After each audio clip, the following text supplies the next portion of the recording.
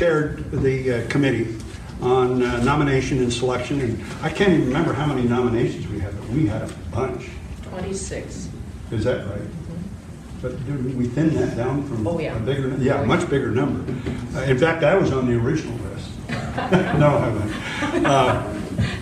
And so anyway, Linda and Kurt Sullivan and Skip Oppenheimer and Ben did a tremendous job of rendering that down to the possibilities. And of course, we all know who the first recipient, and most appropriately, who the first recipient is from Idaho. But I say again, we've got 4 more of those medals in the safe, and I'll give out 1 more, and then somebody else will, I hope, continue that tradition and reward the positive nature of one of our outstanding citizens who has brought that kind of acclaim to Idaho. So I'm going to turn it over to Linda. She can go through the whatever you want to say. Okay.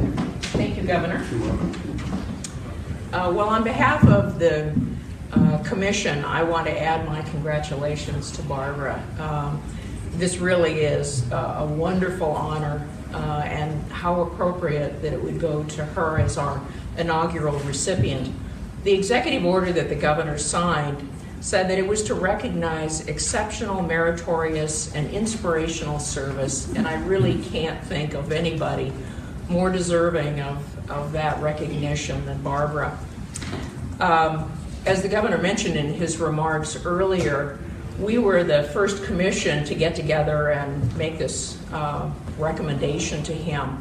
So we had to establish the procedures and how we were going to go about this and how we were going to rate people and so on. So we came up with a whole list of criteria trying to expand on the executive order, and then came up with a rating system, and we whittled it down.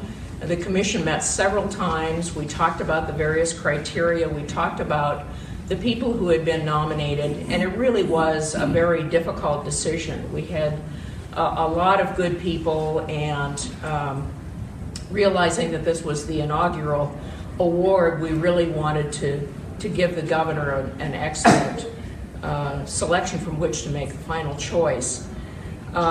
We reviewed the nominations. We obtained some additional information on some of the nominees, and we ranked them, and then gave 3 final names to the Governor. It was very difficult to do, to whittle them down, but we felt like the 3 names we gave him were all excellent choices, and I want to thank all of the people who participated in nominating someone, even though your person may not have been the one who was ultimately selected. It really gave a challenge to our commission, and I want to thank all of those people, and I want to follow up again on what the Governor said earlier.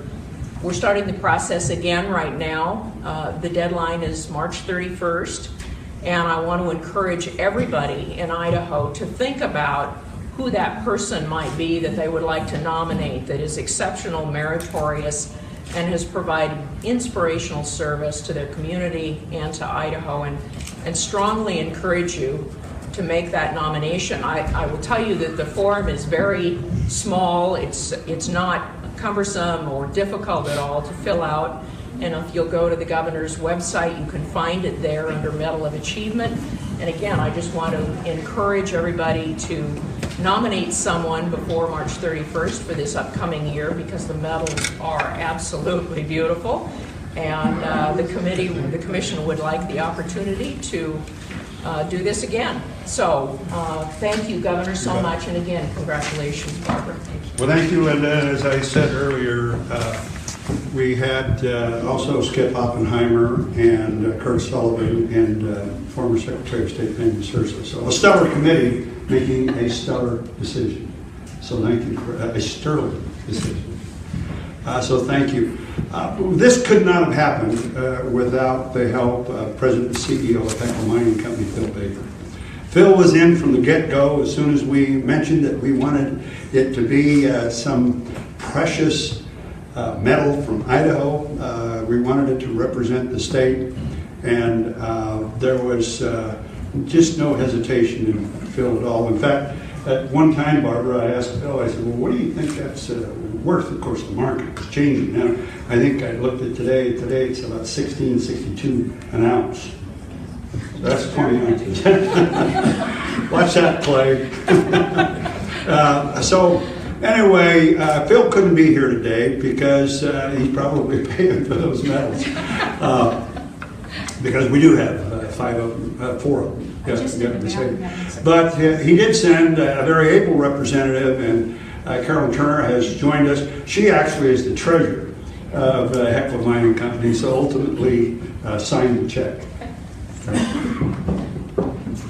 Well, thank you, Governor. I want to thank you for, on behalf of Phil and Hecla, for the opportunity for us to be a part of this prestigious award, and for you having the vision to bring this to the great state of Idaho. It's our privilege to be part of this as we head into our 126th year operating in Idaho. And last but not least, I want to congratulate Ms. Morgan on being the inaugural recipient. Thank you. So, with that, the teacher astronaut of the hour. I just did the math, and that makes this priceless. That's exactly what Phil said when I said, Phil, how much do you think? He said, I think it's priceless. Thank you so much. It's just, I'm very embarrassed, and I'm also just deeply, deeply appreciative. Idaho is a great place to live and work. We've got great people. And like I said earlier, our lives are the sum of all the people who love us. And we are a family. It's great to get to work together to do great things. Thank you so much. Thank you. Okay, questions? Let's start off on the medals, and then we can excuse, or if they want to stay and listen. You may not. But anyway, any questions on the medal? I guess not. I guess we've made it pretty clear. The inspiration behind it, and the inspiration of the person that got it. Thank you. Governor, the thing about getting those nominations in early is that gives everybody a chance to really work their muscles. Yeah. 20 ounces, it's surprising, especially when it was hanging around your neck. Yeah, I knew you weren't going to make earrings out of it. All right, well, you folks can escape if you want. All right, let's go on. Yes, sir. Yes, Governor, in you're asking for $10 million for the University of Idaho's Livestock Research Center. Right. And is that, correct me if I'm wrong, but wasn't the plan to ask for that next year, but what moved it up a year? And that other $5 million, when is that going to come, or what is that? Well, here's the deal. Here's the deal behind that. In 2007, they had this idea, the University of Idaho and their research stations, that they wanted to create an Idaho Research and Development Livestock and Crop Center. And, what better place to do it than where there's more dairy cattle, beef cattle, commercial livestock of all kinds. I'm sure they'll be looking at sheep and everything else, pigs, you name it. And so initially, we set aside $10 million in 2007. When the budget was obviously contingent upon the dairymen coming up with their portion of the money. Those people they refer to as partners, which could be pharmaceutical companies, animal pharmaceutical companies, I don't know. And maybe it won't include any pharmaceutical company. But so this new idea was suggest that it's going to be $45 million. And $15 million from the state. So I've got 2/3 of my money I've asked the legislature for. 2/3 of the money has to be in the bank from the University of Idaho. They're required to raise through either liquidation of the Kane Center or other areas. They have to come up with $15 million. The partners have to come up with $9 million. And the dairymen have to come up with $3 million. So the partners are $12 million, not $9 million. So I want everybody by next year to have 2/3 of their money in the pot before we dig a hole in the ground, before we cut a ribbon, before we do anything. Because I've been, unfortunately, I learned a lot about getting out ahead of the donors. and where I had put up money before, the donations didn't show up. And so all of a sudden, we had half a building. And now we've got to have a whole building, and so where else are they going to go to get the money? And it's always easier to come back to the government. I said, that's not going to happen with this. You're going to have the money in the bank before I ask for another $5 million. By the way, there's no spending authority on any of this money. So the University of Idaho and their partners in the cafe, they call it, center, they can't spend any of the money, even though it's maybe in the bank under that construction account or whatever they would call it. So next year then, if they have 2/3 of their money in, I will ask for another $5 million. That completes my $5 million, or my $15 million. But the University of Idaho's got to have its $5 million, the partner's got to have its other $3 million that they don't have in, and the dairy people have to come up with another $1 million. So if you add $3 million, $12 million, and the $30 million from the state, that's $45 million. Who are the other partners, Governor? The ones that... You know, I can't tell you. They always referred to them as partners. But I suspect it's people that supply the livestock industry, and I can't think of one that's probably more connected and has a nexus with the health of livestock, and not only that, but the research and development on embryos and on the right kind of growth that they want livestock and you know, different the kind of different animals. So it will be probably, I don't know who they are, and I told them I'm not going to go ask anybody for any more money. So you guys are on your own. You got to come up with it, and you can make it a reality. In fact, frankly, I think it's a good opportunity for them, because they can go and say, listen, we're not going to get any more money until we come up with our 2/3, and then we're not going to get to spend it until we come up with 100% of our money. Governor, I was struck by the theme when you said, seldom have we had such a opportunity and seldom have we had more or less such uncertainty. Elaborate on that, please. Well, we don't know what's going to happen, you know, in Washington, D.C. I'm one that hopes that if Obamacare is their first thing that they take out, we're already planning for them to take it out and get back to our totally private sector and allow the insurance people in Idaho and the private sector in Idaho to help financially manage our healthcare system. And so, you know, we look at a lot of other things for opportunity, and, you know, if all of a sudden, if we're going to get have to send money to Washington, D.C., and then it's got to come back to us with some kind of strings, federalism would say, well, money was ours when it left here. It's still our money, so why do we all of a sudden, when we design a bridge or a highway, we have to design that according to what works in Virginia or what works in Florida or what works someplace else? Let us build it. You know, we're no dummies. We know what it's going to take to have a bridge that's serviceable and will last for a design, whatever the design life on it might be. And so that's why I said it's uncertain. I'd like to believe, and I'm optimistic about it, that more things like happened in the 2014 Farm Bill, which I referred to, the Good Neighbor Policy. We're now actively managing 1,800,000 acres of federal land in the state of Idaho. We cruise the timber, our foresters are cruising the timber. We put the sale up, we manage the sale. That's us.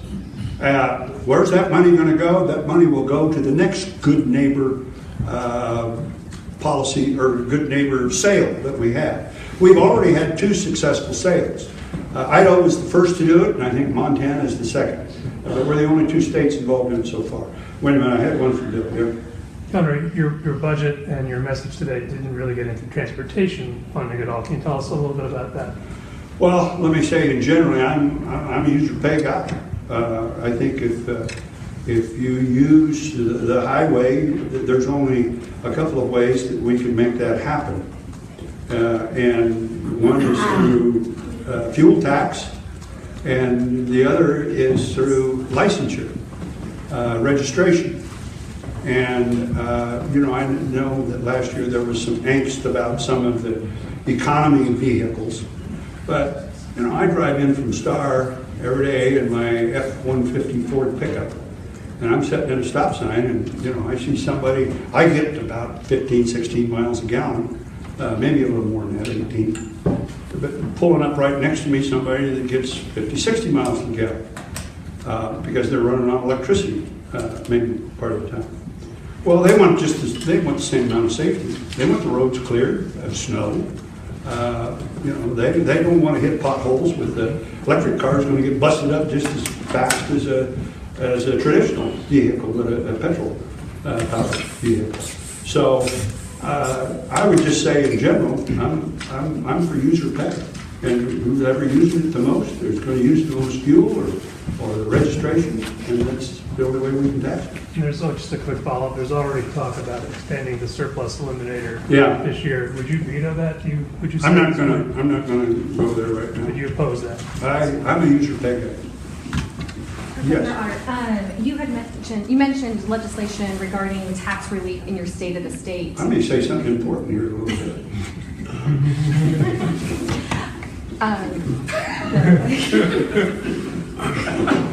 There you go. Oh, thanks, Governor. Deadlines, I hope that was it. Spurs. Yeah, I heard that pitch before.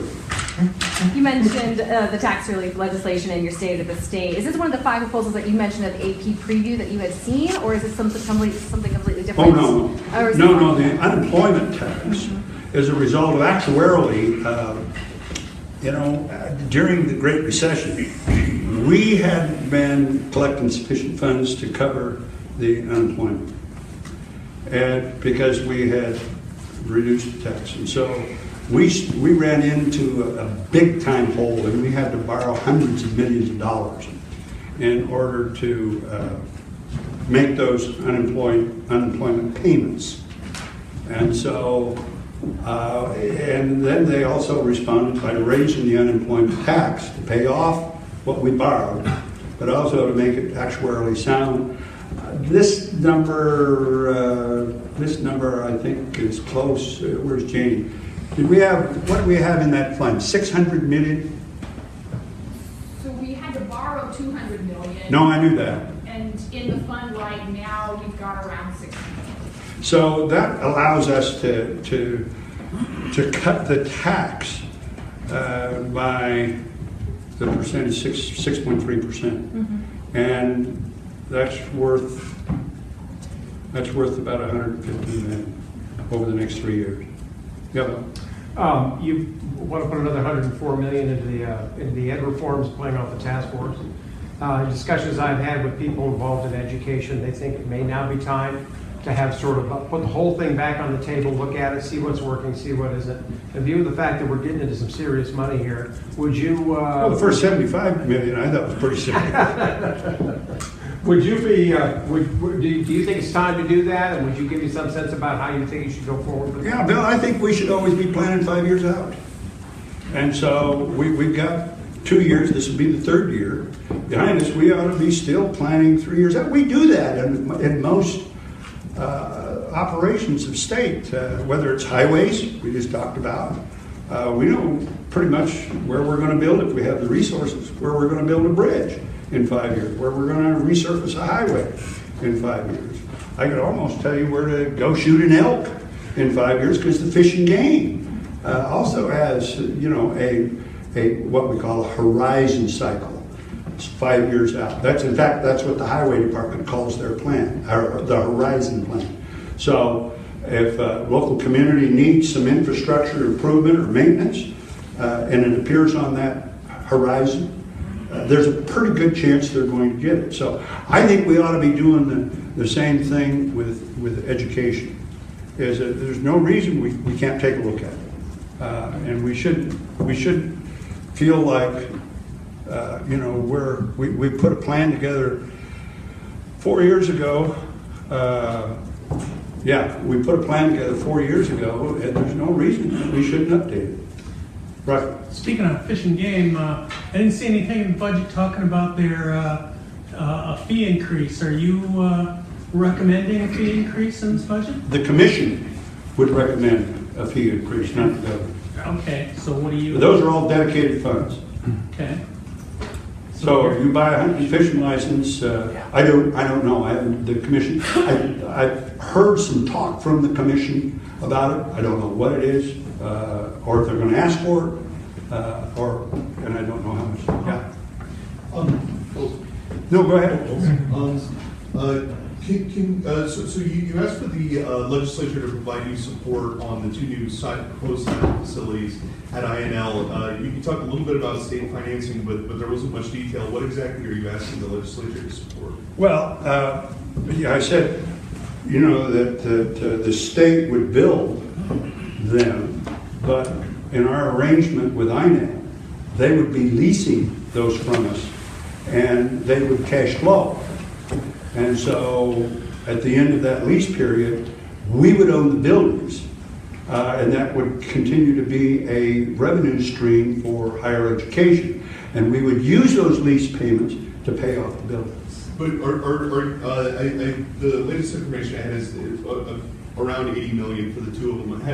I think that's about right. Right. So are you asking the legislature to put up money now that they pay back over time? What are the details on the financing? Well, conceptually, yes. Conceptually, I think that's right. Right, Jane? I'm sorry, you have a question. We're not fronting $80 million for the buildings that I know. So the state would use their bonding authority, and then it would be paid back with State federal bond. dollars. Yes. Yeah, Governor, thank you. In your budget, you called for investing $2.5 million in training for Idaho school administrators on teacher evaluations. Right. What's your goal for that investment of funding, and how far does the state need to go to get there? Well, I want those that are administering the evaluations and the evaluation process to be uniform. You know, under our Constitution, it's pretty clear that we have a requirement that says to provide for a system of free, uniform, and thorough common public free schools. So that means a teacher in Pocatello should be answering to the same sort of performance standards as a teacher in Idaho. Otherwise, how are they going to get the same education opportunities, because that classroom teacher is the most important tool that we've got for educating people. So we need it to be uniform. And, you know, it was unfortunate that, well, maybe it was fortunate because it suddenly brought everybody's attention to the evaluation process, because that report that came out and said that they had all failed. Well, they were all talking about pre-2014 information. You know, we're not talking about career ladder forward. We're talking about, so in order to reward the best teachers, pay the best teachers, and encourage them, you know, when I was at Simplot, much different than this job that I've got now, I was actually judged against other people, other divisions. In the food division, I was judged against what other divisions did and what our return on investment was. And if I asked for $40 or $50 million for a new piece of equipment or a new plant or something like that, I had to compete against the fertilizer division or the land and livestock division to get that $40 million or $50 million. So I think what we're looking for is standardization, and that everybody is being treated the same, and that those standards that were established on the reviews, on the performance reviews, truly reflect what that teacher's doing in the classroom.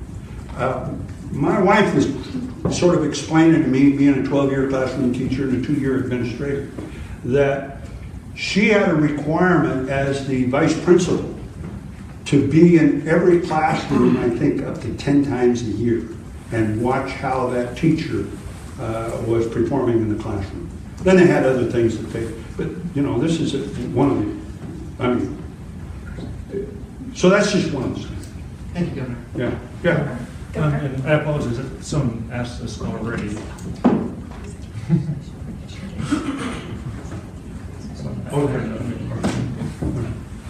heard you kind of lay down a line in the sand that you weren't going to entertain tax cuts unless the critical needs of government were met. Should I interpret that the budget that you request is all critical needs of government? Yes, I think that's fair. So if you don't get your budget, you're not going to entertain tax cuts? Well, remember this, that even at the conclusion of, if you sum total my budget, there's still 68 million left on the bottom line. Well, I was just trying to make sure I understood what you're saying. You know, I said before, I'm willing to look at the options, but you know, I remember what happened early on in the Kempthorne administration, and I remember in 29 years under our forecasting of revenues, in 29 years, we had 10 holdbacks. 10 holdbacks. God, the weathermen are doing a better job at guessing than we were. And they're only right 40% of the time. I guess 60% of the time is a little better. But I just don't want to see that happen again. And at least not under my watch. That a holdback is the most dysfunctional thing you can possibly do, especially the government. You can, in any organization. Here you got $1 million. Whoops, no, you only got 300,000. Midway through the year. Remember, they've spent half that money by the time they come back. Roger? Governor, you walked out of the House chambers past a large group of protesters. Right. What did you think? Did you talk to any of them, or did you? Did I accost them? Yeah, did you talk No, to any of them? I didn't. No? I didn't. What do you think about it? Well, you know, we've looked at different options. One of the options I asked folks to look at was what Utah did. And, you know, that's all I can do. Ask them to look at it. It's up to them. Yes? I have one for you about Medicaid. So in your speech, you talked a little bit about waiting for what the Trump administration may or may not do, but you also talked about seeing what the options are. Can you maybe nail down for me a little bit? What do you mean? What do you hope to see come out of the Medicaid gap, solving it or leaving it idle for now? Or? First off, you know, I would like to see some of the innovation and ideas that were talked about in the interim committee to be talked about some more and say, you know, what are the possibilities? The reason last week at the AP news conference, I suggested caution because I wanted us to get out there and get a bunch of things going, and then because once you give a benefit, that's like giving a tattoo. You know, without some serious scarring or trauma, you're not going to be able to take that back. So you want to know that you have got a sustainable stream of revenue to pay for that benefit. And so I think the interim committee had a lot of ideas. It wasn't surprising to me that many times they came back to PCAP. And, you know, let's take another look at that. But they didn't really focus in on anything. And immediately after the election, it gave pretty good reason because, you know, not only every senator practically that won election or re-election on the Republican side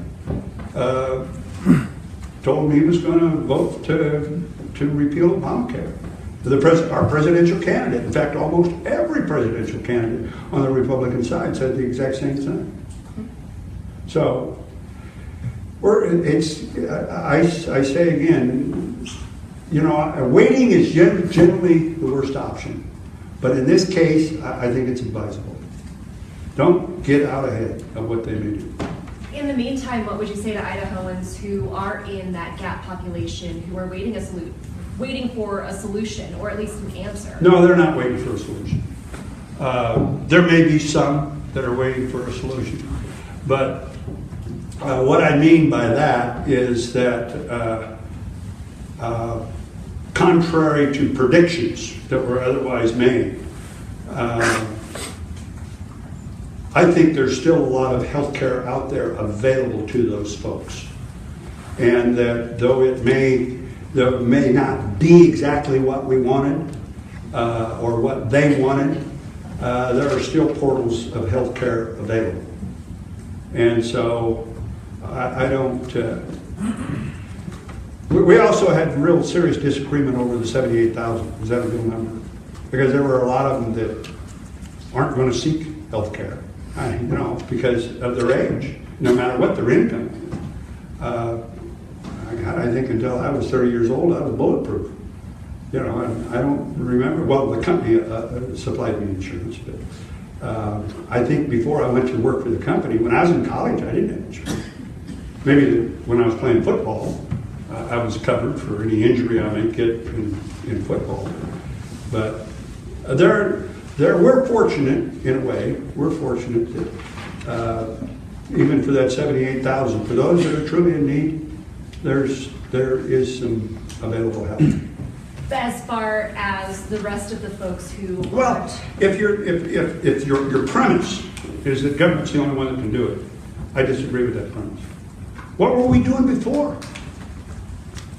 There were a lot of things that we were doing before Obamacare came along, and quite frankly, screwed everything up. So are you satisfied with no answer this year, then? I'm satisfied with what they're going to come up with, and what they should come up with, is that if I'm a 20-year-old male and I don't want to buy pregnancy insurance, then I shouldn't have to, and I shouldn't have to pay for it.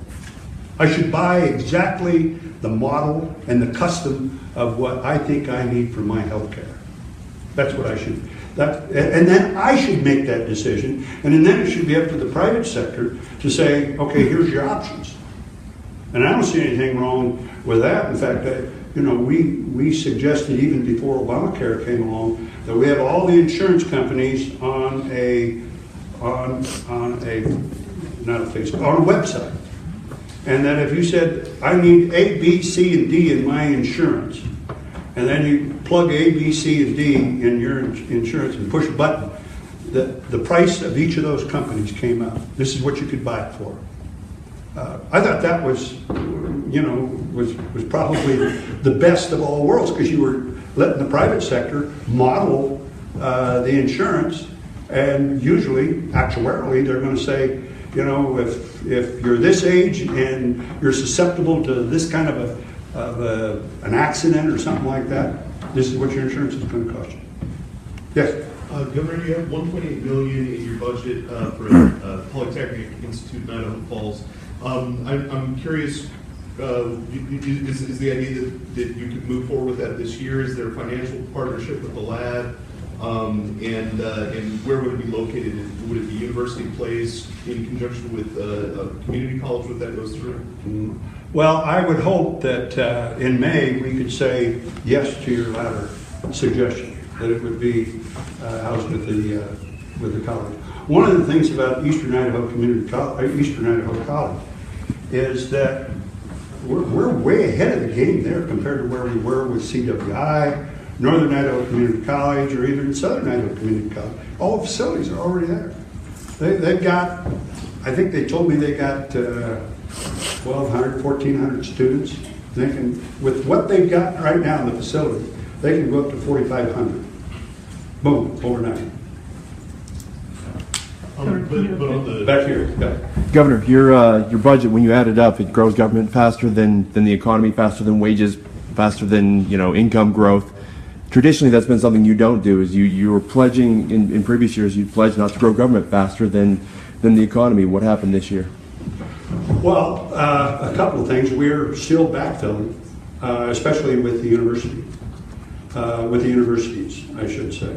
They were more drastically cut than anybody else. So, in the context of is real government growing faster than the economy?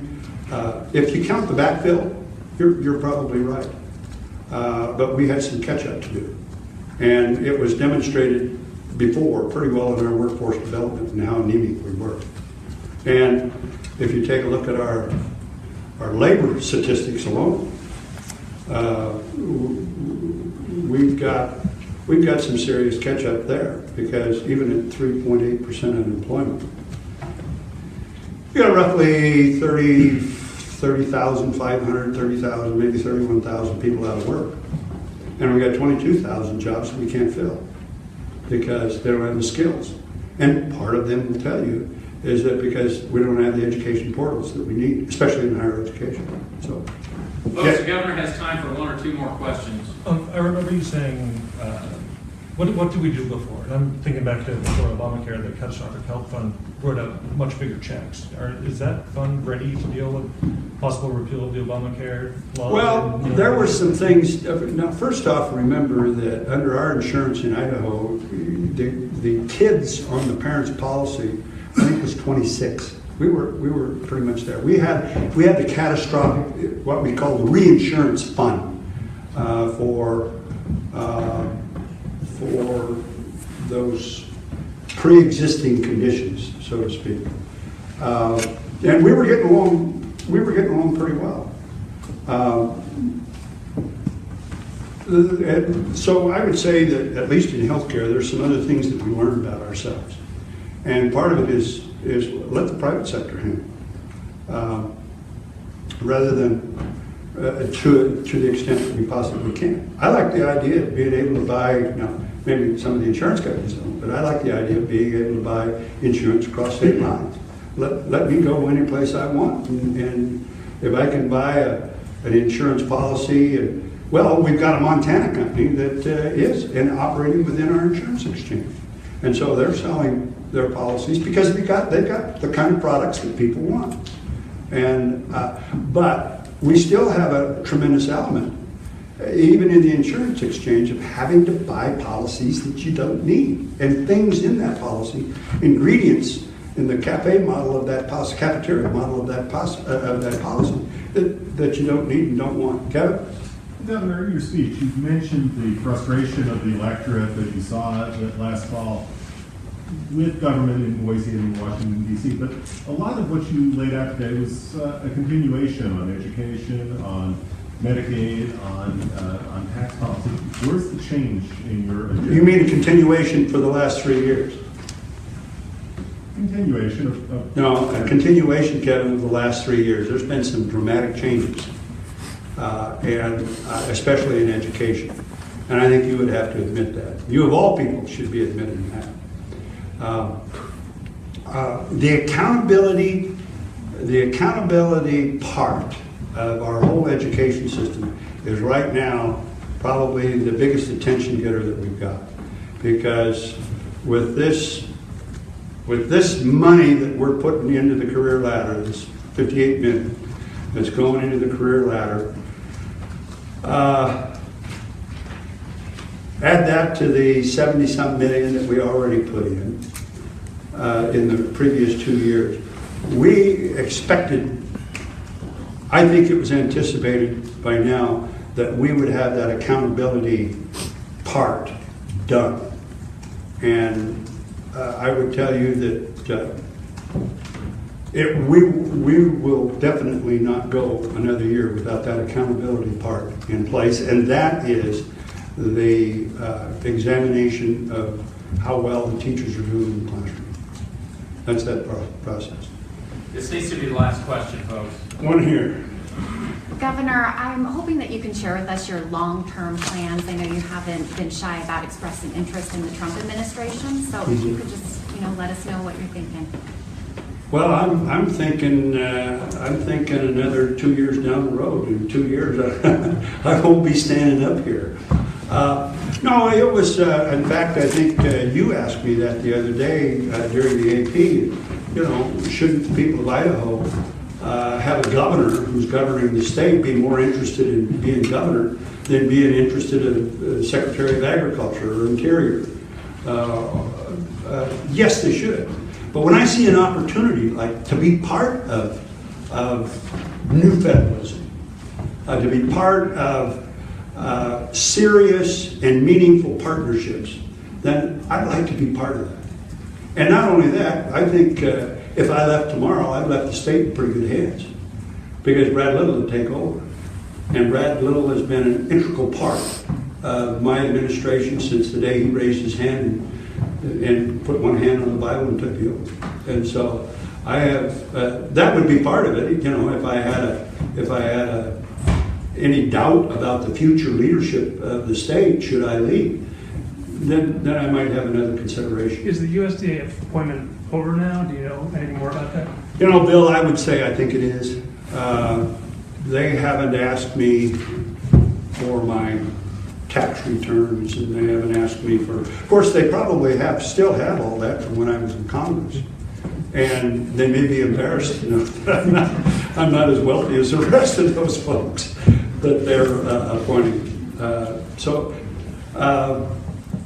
Every once in a while, I'll get a question from somebody on what they call the agricultural landing team, the transition team, they call it. And I think they told me there was something like 68 people on that. So I haven't gotten 68 questions. Most of them have come from a very narrow focus. All right, thank you.